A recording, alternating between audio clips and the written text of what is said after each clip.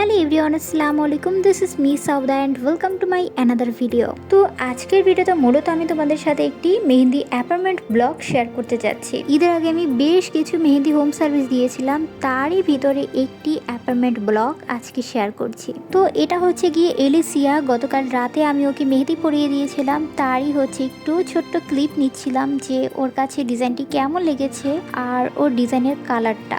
এরপরে হচ্ছে গিয়ে আমি ওর বড় বোনের কাছে গিয়েছিলাম যে ওর কাছ থেকে একটু রিভিউ নিব, কারণ গতকালকে আমি ওদের কাছ থেকে তেমন রিভিউ নিতে পারিনি, যার কারণে আজকে আমি ওদেরকে রিভিউ দিতে বলছিলাম। তবে মজার বিষয় হচ্ছে গিয়ে ও আমাকে এত সুন্দর করে রিভিউ দিচ্ছিল যে আমি জাস্ট অবাক হয়ে ওর দিকে তাকিয়েছিলাম। ও এখানে হচ্ছে গিয়ে সব ডিজাইনগুলোর বর্ণনা দিচ্ছিল যে ওর কাছে কোন ডিজাইনটি সব থেকে বেশি ভালো লেগেছে, কোন পার্টটি স্টেপটি সব থেকে বেশি ভালো লেগেছে তাই বলছিল।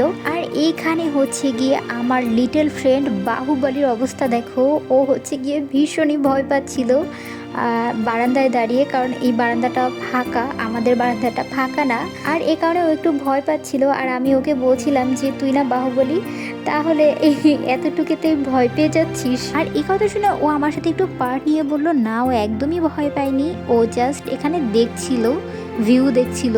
আসলে সত্যি কথা বলতে আপুর এই বারান্দার ভিউটা অনেক সুন্দর ছিল। আর এখানে দেখো আপুর কথা বলতে বলতে আপু এসে কিন্তু হাজিরও হয়ে গিয়েছে। এখানে হচ্ছে গিয়ে আমি আপুকে মেহেদিটি পরিয়ে দিচ্ছিলাম।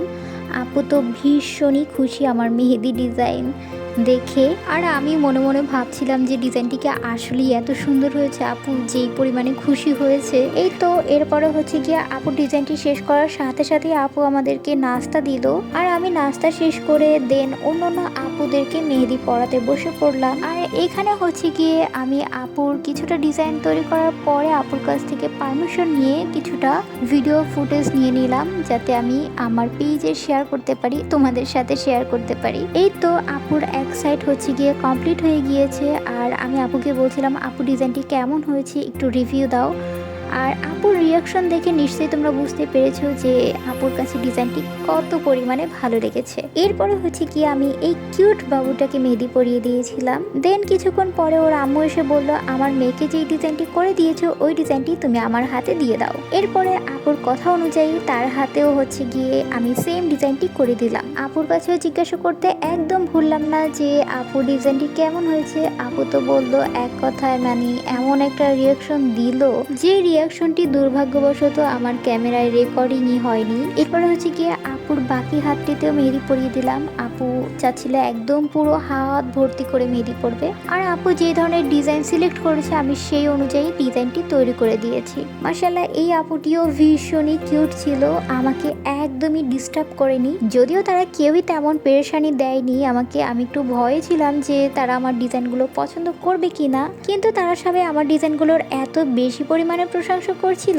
যে কি আর বলবো। দেন এই তো আমার হচ্ছে গিয়ে মেহেদি কমপ্লিট করার পরে আমি আপুকে ফোন দিয়েছিলাম, আপু হচ্ছে গিয়ে ড্রাইভারকে পাঠিয়ে দিয়েছে আমাকে নিয়ে যাওয়ার জন্য। এরপরে হচ্ছে গিয়ে আপু আমাকে ডিনার দিল। আমি ডিনার করতে চাচ্ছিলাম না, আমি মানে বাসার বাইরে তেমন একটা খাওয়া দাওয়া করি না, যার কারণে আমি করতে চাচ্ছিলাম না, তবে জোর করে আপু ডিনার করালো। দেন আমি বাসার উদ্দেশ্যে বেরিয়ে পড়লাম। এই তো ছিল হচ্ছে কি ছোট্ট একটি ব্লগ, না ছোট্ট বললে ভুল হবে, বেশ বড় একটি ব্লগ। ভেবেছিলাম ছোটই হবে, তবে দেখতে দেখতে কোথা দিয়ে যে এত বড় হয়ে গেল বুঝতেই পারলাম না। তো যাই হোক আজকে এখানেই বিদায় নিচ্ছি, দেখা হচ্ছে পরবর্তী কোনো একটি ভিডিওতে। ততক্ষণ ভালো থাকবে, সুস্থ থাকবে, অ্যান্ড টেক কেয়ার। আল্লাহ হাফেজ।